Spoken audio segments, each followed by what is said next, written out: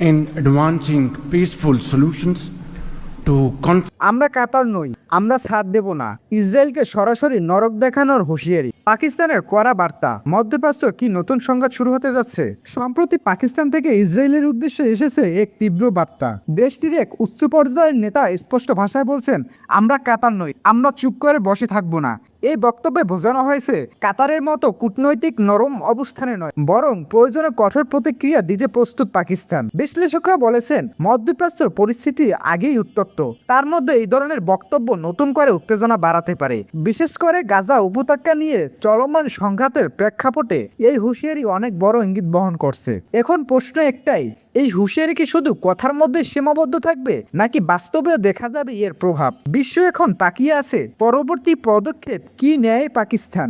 আপনি কি মনে করেন এটা কি বড় কোনো সংঘাতের শুরু? কমেন্টে জানান। আর এমন আপডেট পেতে ফলো করতে ভুলবেন না।